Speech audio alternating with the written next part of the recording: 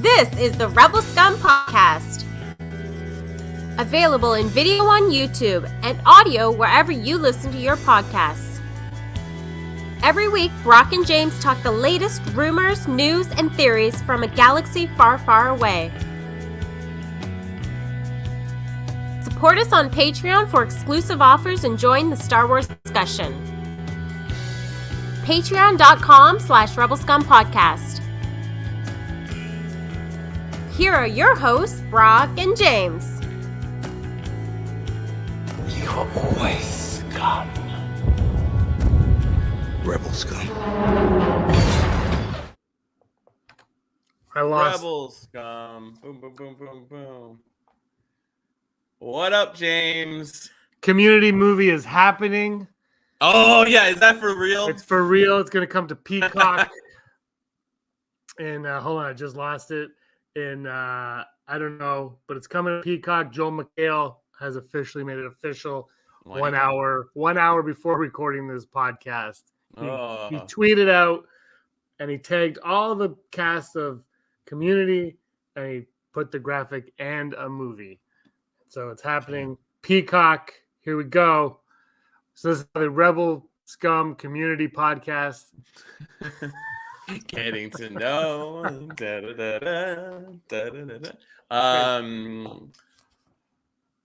We haven't been around for a while, so here we are. Sorry we missed D23. Not sorry, we were busy. Big news. We're repping the home team. Toronto Blue Jays officially clinched. Wildcard spot doesn't really mean they're gonna go on to the next round. They're just like, you've been invited to possibly go to playoffs. So yeah, we're both repping our Jays cap, mostly because I have not showered yet. Right. It mostly means that Brock will be away for longer now. No, oh god. We apologize. Hopefully now that it's getting colder and nobody wants to go anywhere, we will have more time to podcasting. But we had to come back because we got 4 episodes of Andor under our belt. Like Crazy. I thought it was insane that they dropped 3 episodes, but like right off the bat, we go into it like it made sense. James, what did you think of the first 3 episodes? All right, the first 3 episodes, I watched them. Did I watch them all twice? I watched at least one of them twice. I think maybe 2 of them twice. I really enjoyed them. You were like, you texted me about them first. You really liked. I stayed off of so I was basically off social media for a week anyway, but I was like off of it. Yeah. I really enjoyed them. But here's the thing, though. Aside from like my feelings on them, is like those 3 episodes, if they were released weekly, I don't know how well received they would be. But together they were great because they were one big story. And you know what? I was thinking about I've never seen the show The Boys, but you probably watch The Boys. The creator of The Boys said something that made so much sense about television. How like there should be no filler. And I'm not saying any of these episodes were filler. They said there should be no filler episodes because you're not making a movie where there's like blank spaces in the movie. You're making episodic series. And one thing that struck me because I'm watching Andor and I'm watching the Lord of the Rings show, and then I'm thinking back to like Boba Fett. Mando is probably and I love Boba Fett, but Mando is probably the only one that fits in like the should be a TV show category of all these shows so far. Yeah. Even Lord of the Rings, because I'm watching that and I'm like, this is just one big like because I'm thinking back like to like Sopranos and like the old HBO Max when HBO started like changing television, right? Like each episode was about something specific, whereas Andor, sure. And like Boba Fett, sure, and Lord of the Rings, sure, but not really. They're kind of like just like taking you along, and it's like here's one part of the movie, the next part, and I'm not sure how to articulate it, but it feels like I mentioned this to you before, but Stranger Things nails it because it's a TV series. But I prefer weekly to the binging, but it works because it's made for the binging model, and I feel like Andor is also made for that binging model, where all of these episodes need one another to connect. And it's like, what are we waiting a week for? It's not a new story every week. It's the same story every week. And I think that works better for binging than weekly. Whereas Mando, each week is like its own episode, I find. Yeah, no, that makes like complete sense. It's like not to do what we usually do and deviate to other shows. It's like I'm watching House of the Dragons, I'm watching Andor, I'm watching Rings of Power. Especially, I noticed this in House of the Dragon where they're doing time jumps, and like that's cool. I like the idea, but like all these character shows, these character-driven shows, and it's kind of Sorry to interrupt you. new release. This one A this new one is scumbag as I knew join the arena. the new scumbag's mom is getting coffee. She does not like Andor, Brock. She slept my through God. all four episodes fast asleep. This is Selena. She's 3 weeks old yesterday. So she's been around as long as Andor.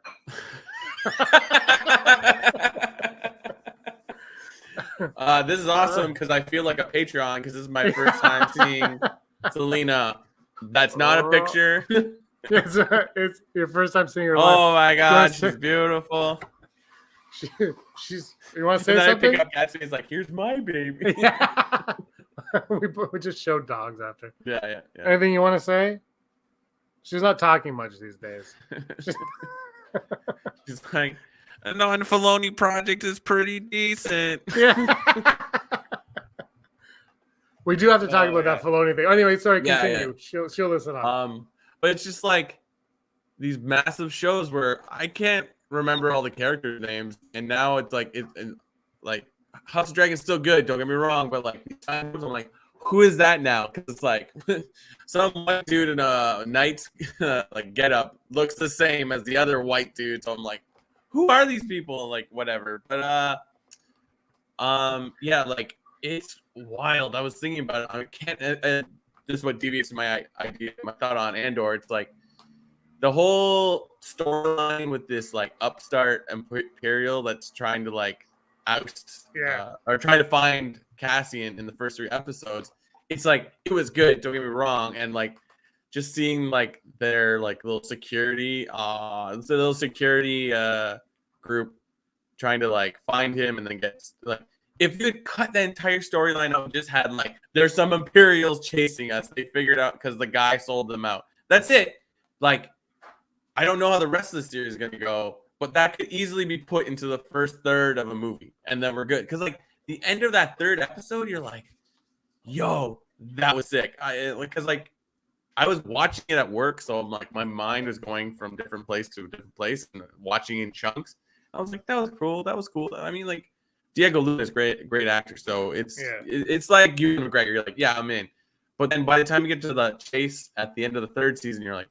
Our 3rd episode, you're like, oh, whoa, I have to pay attention. So it's like, I loved it. I think what stands out for me the most is like the set design, the costumes. It just has a totally different vibe.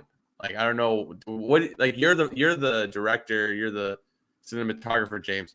What were your thoughts on how these were shot? They said right away they weren't going to use the volume. And I think, right.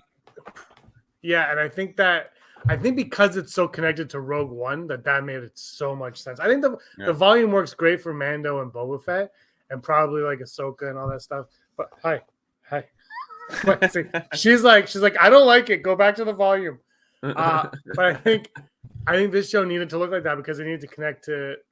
It needed to first of all connect to Rogue One, but also it's grittier. I hate that word, but it's more like. I mean, they say the S word in it. So it's more geared towards like an adult audience. You know what I mean? Like it's not as kid friendly. Like I wouldn't sit down with a 5-year-old and watch Andor necessarily. I think they would be bored. Mm-hmm, right? It's like The Dark Knight. I don't know if I'd watch The Dark Knight with a 5-year-old. So I think what they're doing, the look of it fits. Yeah. Fits the story and the story and the tone that they're going for, but I like that it matches completely with Rogue One. Like it feels connected to it in so many levels. That being said, there's some designs in it. Not so much Coruscant. I love going back to Coruscant, by the way, but some designs feel on Star Wars. Just got the hiccups on Star Wars, and more like just generic sci-fi at times. That's where I get out of that one Mhm. a little bit. And I got that in some of the sequel trilogy stuff as well. But I will say the handling of the Imperials in this Mm. is maybe with the Yeah. exception of Krennic, is by far the best we've gotten since the Disney acquisition. I For mean, sure. we talked about this through text in the last 2 weeks. It's like I think this is up until they announced that they're going to make a Lost Stars movie. This is as close to the Yeah. live action version of that book we're ever gonna get. It's fantastic. Like the first 3 episodes, outside of mentioning the Empire, like almost has I don't think has a single stormtrooper or like it's just a whole like Yeah. it feels like the Empire, but it's not the Empire to an extent. Like it's fantastic, and it's just and like the whole storyline of like that Cassian is from some planet where it was just kids. They were like the Goonies or something, and like they're speaking in a language, but you never get like what's the word, subtitles. You have no idea, but like you understand what's happening in that scene. You're like, well, we got to go deal with whatever that noise was, and then it turns out that it's probably the first time they've ever seen an Imperial ship or anybody from off planet. Yeah. It's awesome. So it's like, I love it. It was, there's so much you just want to know. What did you think of, I'm going to totally forget what the droid's name, but the droid that hangs out with Cassian. B2. Yeah. I like that droid. That one kind of seemed like off Star Wars, but Star Wars at the same time. Yeah. You know, it was funny though because we're watching it. You brought that planet up where they're like the Goonies, but or like Thunderdome, where Mad Max was going to show up. Like that looked very un-Star Wars, but it kind of reminded me of some early production design of like Han Solo on Kashyyyk. When Han Solo was going to be a kid on Kashyyyk in Revenge of the Sith. Yeah. But what I liked though was it didn't feel too Star Wars, and then he walked into that ship. That ship was she hates it so much. Her critique is just it gives her hiccups. She's going back to her mom. But like you go into that ship as she's gonna eat now. Bye, Aaron. Brock says bye. Bye. What I liked was when they went into that ship, it was Star Wars in that ship. Like it kind of like took you on this journey to Star Wars, and I kind of dug that. I watched the first episode with Reham, and I was like, doesn't this feel like they shot it in Galaxy's Edge? She's like, the main planet they're on the first 3 episodes. She's like, yeah, like it makes you appreciate how good that theme park is. You're like, that's what it looks like. Yeah, like it's wild watching the 4th episode. It feels like they just start like you're still following Cassian, but then there's this whole new cast of characters that get introduced. So you're like, so are we gonna move away from all those characters we met like in the security? I think the I'm so sorry I don't remember half of the names. But like, yeah, we get a whole branch of Imperials now. Like, okay, so who are our villains? I get the sense that like this series is going to be about like the people and how they are affected by the Empire, like the people living on planets, the people that are in the Imperial or with the Imperials and stuff like that. Like, it's wild, and I can't get over just how 80s it looks, but like not 80s. You know what I mean? Yeah, it definitely has that 80s. It does. A lot of it is very 80s. Because it's so practical, I think. Yeah. I mean, I saw a thing on Coruscant was shot at some place in like London, right? And it just, I think because it's so practical, it looks like the 80s, where the other stuff that we've gotten has been Force Awakens kind of felt like that too, because that was the most practical I think we got of all the sequel trilogy stuff, where they were really like trying to make it look like OT. I like all the characters. I hope they stick around. But again, this is. I'm wondering if the week, as much as I prefer weekly because I don't like binging, I'm just wondering if these shows are being designed as binge watching shows, as one big long thing, as opposed to weekly. Again, Mando crushes the weekly because it's like, and I make fun of it all the time because it's like, let's go to this planet now, but like that's the show. It's like this planet is this episode, whereas these ones are just one big long movie.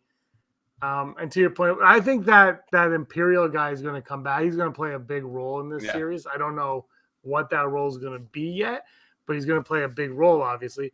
And also, I thought that guy who swore, I thought he was, he ends up being in the Batman. I did not know it was the same actor as the Batman. Yeah. But I thought he was great. I want him to show up more. I just I liked his charisma and his personality. I'm like, I would totally watch a show about this character. Yeah, that was wild, and it's I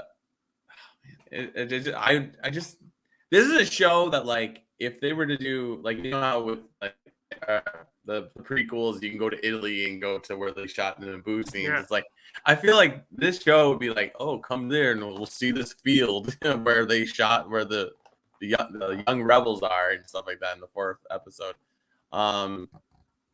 Yeah, I just, and like they dropped Saw Gerrera, the mention of him, and now we're like talking a lot about like what is the rebellion at this point, and it's like the partisans and all that. I'm like, I really hope we spend a lot of time with that.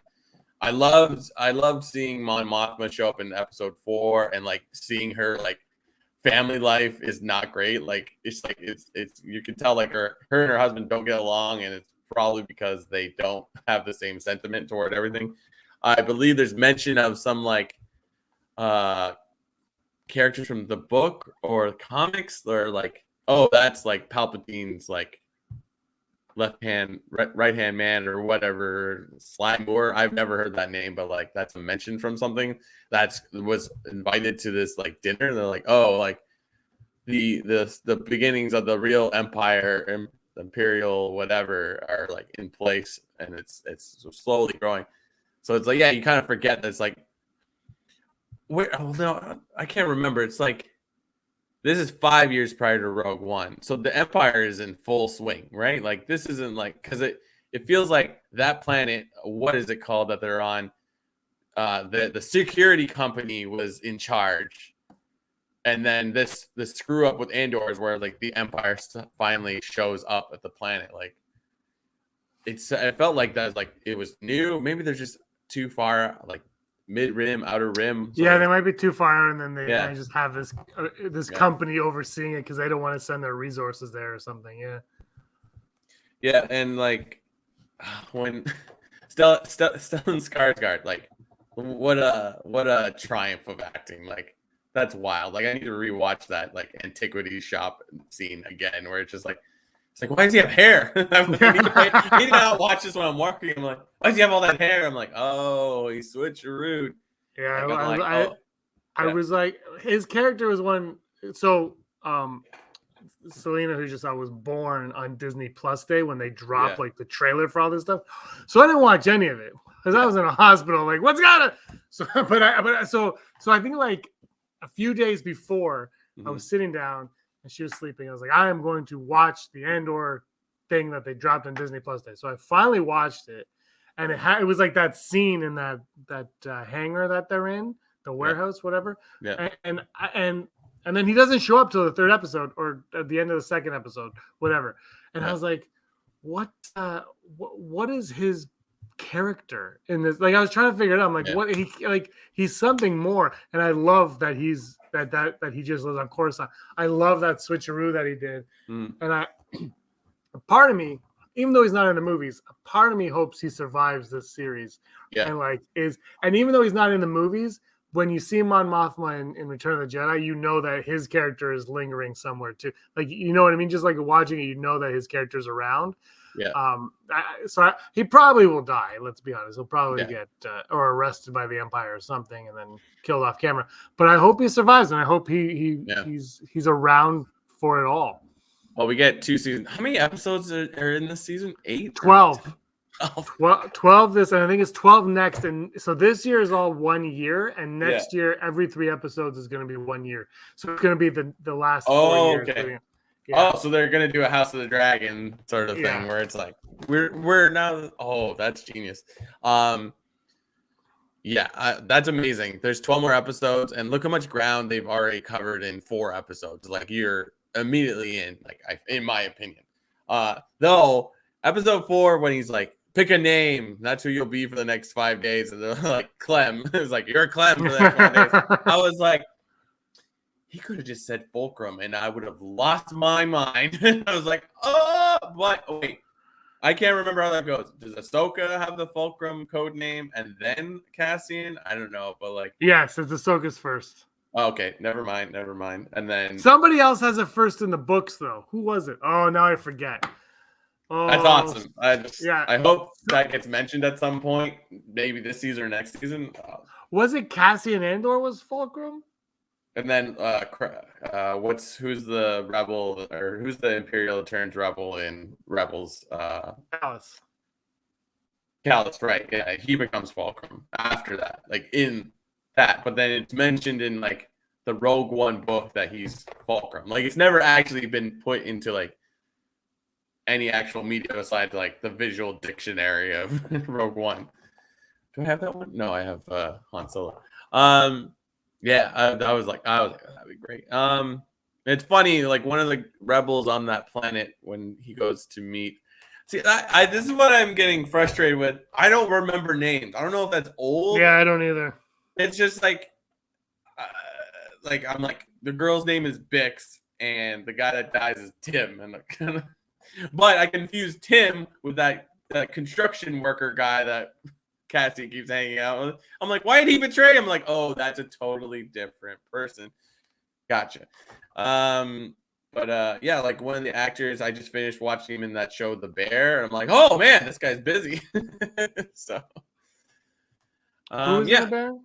the one, you know, when he goes with when what is Stellan Skarsgård's character's name? I don't even know. I don't know either. Anyways, when he drops Cassian off to the rebels there, right? And he's like, you're Clem now. And then they walk and they meet the two dudes that are like waiting for them. Yeah. The like taller, older looking guy. Oh, He's in this the FX series The Bear. Watch The Bear. It's great. I've heard of The Bear. Yeah. I can't find who the Fulcrum was. Yeah. I can't find who Fulcrum was. There was Ahsoka, Callus, and somebody else. Was it Cassian Andor? Or was it The Bear? Are you on Wiki? Are you on the Wikipedia thing right now? Because that's what I'm looking at. And of course, my phone's going super slow. But it's still like little details like that. It's just like what makes Star Wars fantastic, man. Yeah. But yeah, great series. Love it, death already. And I'm like, I kind of like say this was worth the wait. And as much as I don't, one thing that's so funny now that Mando and Boba Fett and now She-Hulk has like groomed me to do is like I like seeing like concept art at the end, and with Andor it just like abruptly ends. It's like boom, we're done. I'm like, oh, what do I do now? Yeah, so like I miss that, but whatever. Andor has to be its own thing. That's fine. It was, by the way, it was Andor that was Fulcrum. It was Andor. Yeah. Was okay. Andor. That's what I thought. So maybe we'll that. get to that point. I don't know. I'm really digging the show. It is a slow burn, which I enjoy. I mean, and it's a little more grub. I like the sets and everything.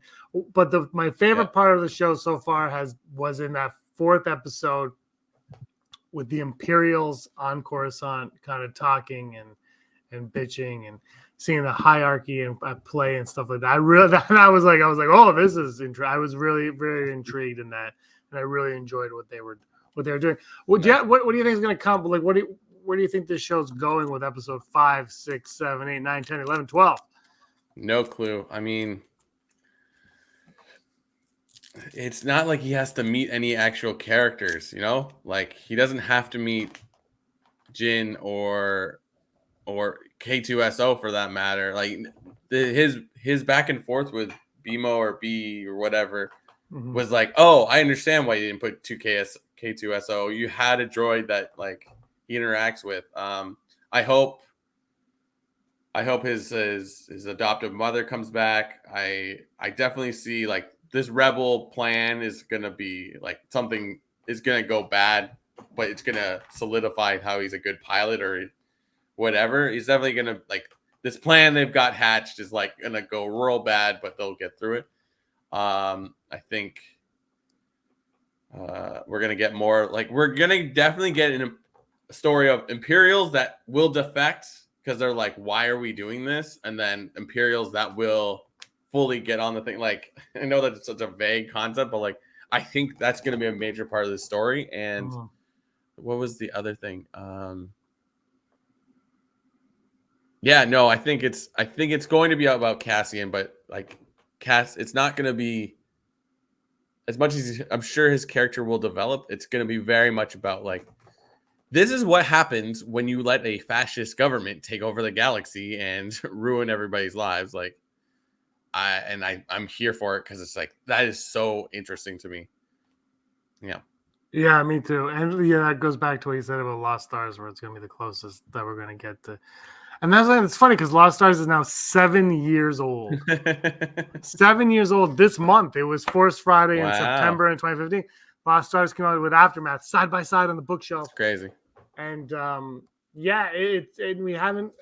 I said to you, like my favorite. I think my favorite novel. I haven't read the High Republic, but my favorite novel that I've read of the new era has been Lords of the Sith. Because it's just a fun read with Cam Syndulla and Vader and Pavlov. It's a fun read. But I think the best one has been Lost Stars still. Like it's just so solid and it doesn't worry about it doesn't have to worry about this or that. It kind of takes place in Star Wars and Star Wars is going on all around it and it's this singular story as it's happening. And it's just and we haven't got like everything you read, like it's not nothing seems to want to do that too much. But Lost Stars is just it was like it was a special book. It came out at the perfect time too, because Aftermath, I know a lot of people like it. The first one for me was very underwhelming, and Lost Stars kind of like saved that Force Friday feel, books to read. I would love to see a Lost Stars show or movie too. Like just adapt it because it's so good, and because it's a book, just not enough people. I think people would, but not as many people would read that as they would watch something on TV or in the theater, I guess. Right. And sorry, Brock, one more thing. Disney needs to get over itself and just make a Star Wars movie on Disney Plus. Just do it. Move on. Like no one cares. No one cares. I don't know if I finished my thought on it. It was like until we get the end of the season, I really can't make this call. But like evaluating these 4 episodes. Oh yeah, I did finish my thought. Like you just eliminate that storyline with the security and just like have. Here, the enemy, the villains have figured out where you are. They are coming, and they could have saved so much time, and it could have been a movie. So it's like, and it looks like a movie too. I would argue it looks better than I now understand. I think you said this to me before. Like the volume is amazing, but they're like shooting in a real location can't be faked by digital. It gets close, but it's like, oh yeah, now I see it, and it's like. It feels totally different. So, yeah, I mean, this could have easily been a movie. But how do you sell this to a marketing? It's like, so, that one character of the one film that kind of did well for all the other Star Wars? We're going to do a thing on him. Like, ugh. Well, you call it like Star Wars Rebellion. Yeah. You call it Lost Stars. Well, you don't even call it Star Wars. Could you imagine Disney just releases a film and you don't even know it's Disney and don't even put like a colon in front of it. It's just a movie. And then you start watching and you're like, this is a Star Wars film. It would never happen. It never happened. Never happened. But it would be amazing if it did. Yeah. Wouldn't it be amazing if you're all excited to go see the next Star Wars movie in the theater, whatever that's going to be, and you sit down and you're watching Star Wars, Emperor or whatever, and you're sitting there in the theater like, this is great. It's like a spin-off. And it starts and it just says episode 10 just like hits the screen. And you're like, what? Like they don't tell you. Relax. It just happened. Yeah, it just happened. Or there's no episode 10. And then when it ends, you find out that the next movie is episode 11. And then they go back and they New Hope it and they call it episode 10. Yeah.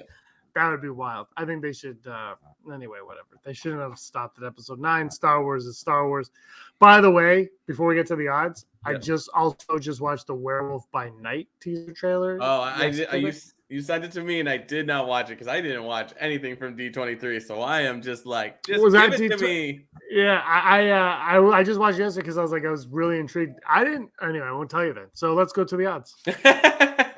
Well, I wasn't sure what to expect, and there was one one aspect of it that, because I haven't really read much on it. Yeah. I'm not that I don't really know anything about Werewolf at Night. I just know a little bit. And I was like, there was one part of it that surprised me, and it's not a spoiler because I think the thumbnail kind of shows it. But anyway, never tell me the odds. Never tell me the odds. Where is it? Possibility of successfully navigating an asteroid field is approximately 3,720 to 1. Never tell me the odds. Never tell me the odds, brought to you and me and everyone watching us. Patreon.com/Rebel Scum Podcast. We try to make a podcast on a weekly basis, and we always appreciate anyone that wants to support us. So if you like what we do when we talk about things mostly non-Star Wars and show random little babies, then support us on patreon.com/Rebel Scum Podcast.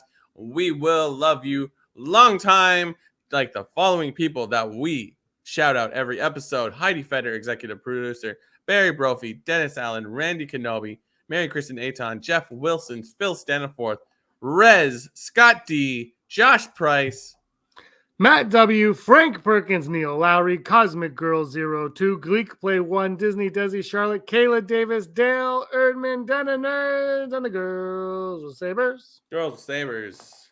Much better podcast than ours. Go check them out. They have amazing thought processes on things. And they have great merch as well. They do. They probably are so busy right now with both, because I'm fairly certain they love Star Wars, obviously, but like they're big into Game of Thrones and Lord of the Rings, so they are having a renaissance of content right now. I'm assuming, so go check them out.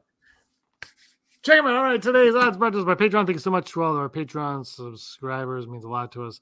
The first one: will Bix hunt down Andor? What's going to go on with Bix? Is she going to hunt him down for getting her boyfriend killed, being responsible for the killing of her boyfriend? What's his name? Tim with 2 M's. 2 M's. That's how you know it's from a galaxy far, far away. You double M it.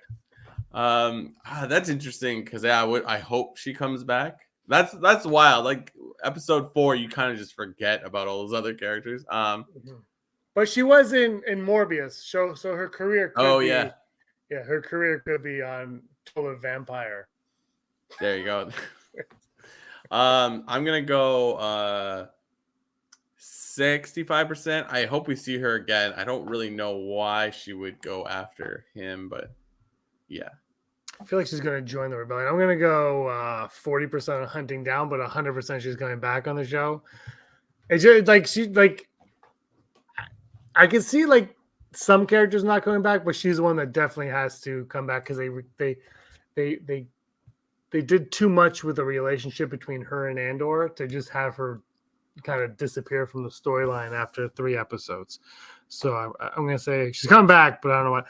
And Cyril Kane, I didn't know his name. I had to Google it. He is Cyril Kane. Will he become a rebel? Is he going to be a rebel spy or a rebel? Is he going to join the rebellion after he hugs his mother?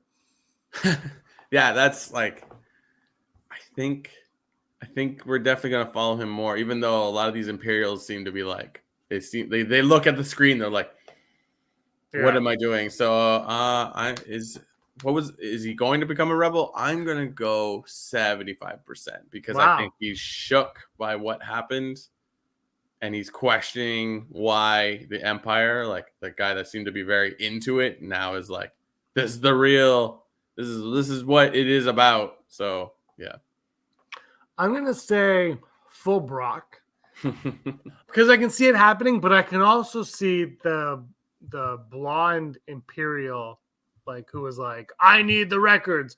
Yeah, I can see her like recruiting him to do her dirty work. Although they could both become rebels by the end of it, I don't know. But I can see that also happening. His storyline is going in one of 2 directions. It's either rebellion or even harder with the Empire. So I'm not sure which way it's going. So I'm going to go full Brock, because I don't believe on giving odds. And our final odd today: at least one scene will take place in Scarif this season. Well, it was name dropped. Are we going to go there for one scene? I hope so. I'm gonna go 80%. As much as I was like, oh, no Jedi mentioned, though he does hand him a Kyber crystal. I'm like, oh. I'm gonna go. What did I say? 80%? Yeah, I'm gonna go 80%. All right, I'm gonna go 51%. I can see them holding off for season 2, if at all, because we got the name drop. They might feel like that is enough. I don't know, but those are our odds. Let us know what your odds are in the comments below or to the side in the live chat. Brock, you've got some news. I got some news. Let's do it. Hollow news, hollow news, hollow. Brock, you're up. Hollow news, the news you need to know right now. Big Daddy Vader is calling it quits. James Earl Jones last week announced that he will record his last few lines for Star Wars. He's going to retire from voicing Darth Vader. He will live on, of course, because you can't have Star Wars without Vader. Jones's voice will live on artificially through an AI program that can recreate his voice, so Vader can deliver new lines of dialogue and maintain the commanding bass sound that made him a widely feared villain. Ukrainian startup Respeecher was tasked with creating a version of Jones' voice as it sounded in the original trilogy for the recent Disney Plus miniseries Obi-Wan Kenobi, which takes place several years after Anakin Skywalker becomes Sith Lord. Jones, now 91, last recorded a Vader voice cameo for the 2019 sequel, The Rise of Skywalker, and he just has to, he's tired. He can no longer tell you it's CNN. He can no longer tell you where the sun touches is your kingdom. He's just gonna retire. But don't worry, Vader lives on as a robot. Talking about people from the past, Mark Hamill, have you heard of him? Has announced that he will support the fundraising drive to buy drones for Ukraine as it battles the Russian evil empire. Not taken aside. Hamill is the latest celebrity ambassador to join United 24 fundraising platform, which was launched following the Russian invasion. The actor who, as Skywalker, used his X-Wing spacecraft to disrupt the diabolical galactic empire, will specifically spearhead a project to provide drones to the Ukrainian army.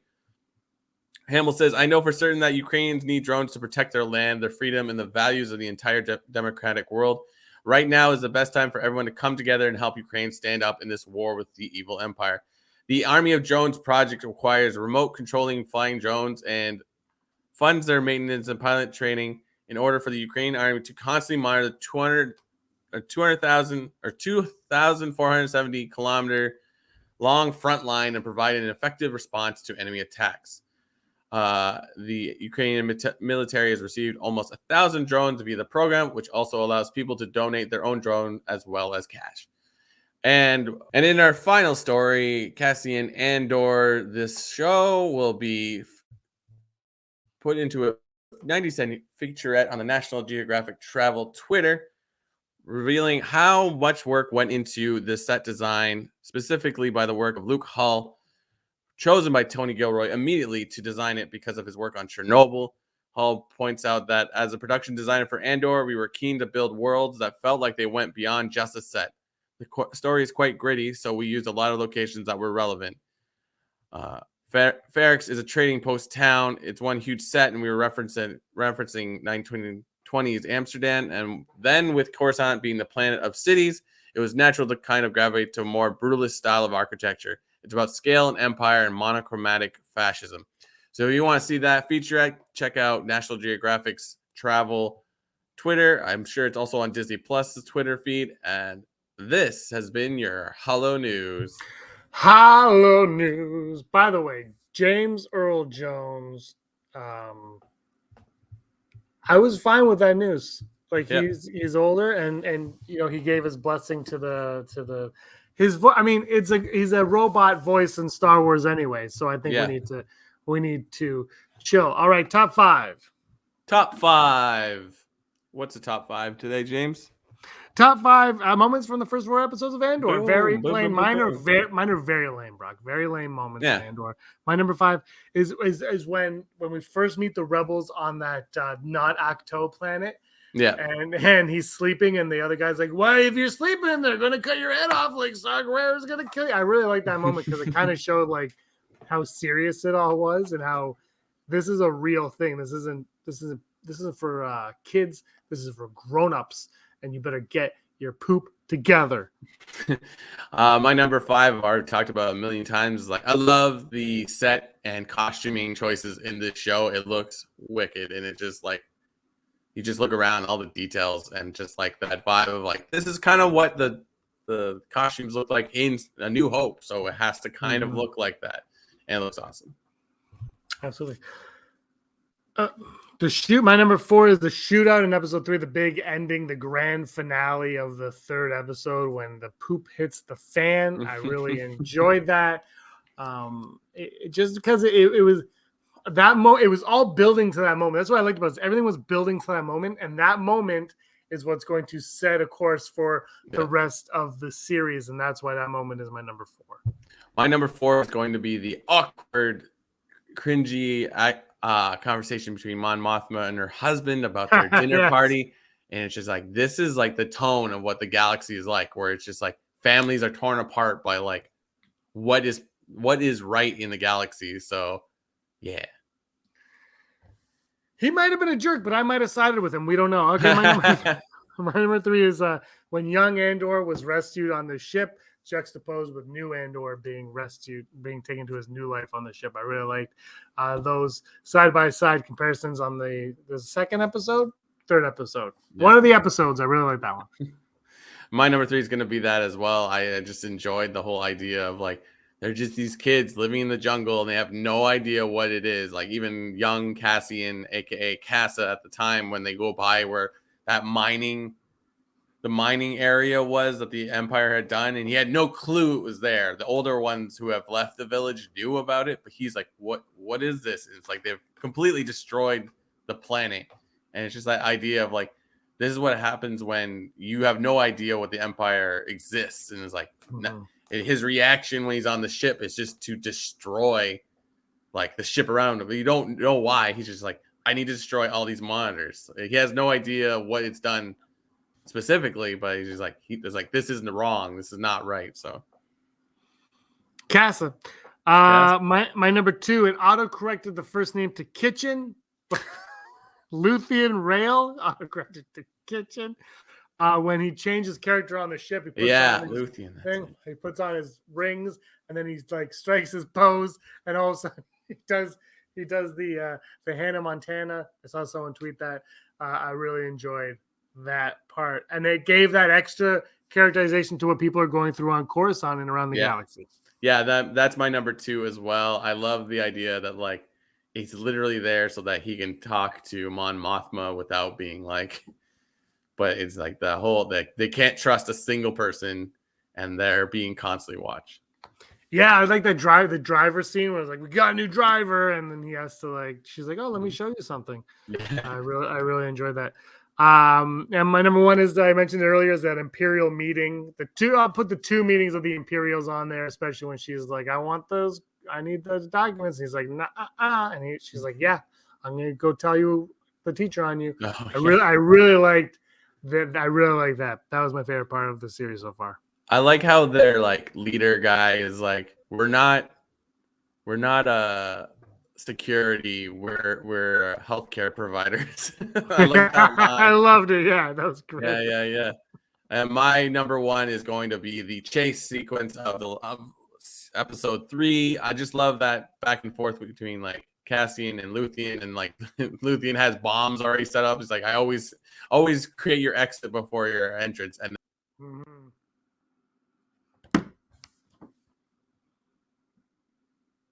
and then run. So it's like, good thing we have 2 things. So they blow up the speeder instead of the cycle or whatever. I should know all the names of these things by now. I've been watching this series for this franchise for almost 30 years. But yeah, solid series. I can't believe it's not even halfway done.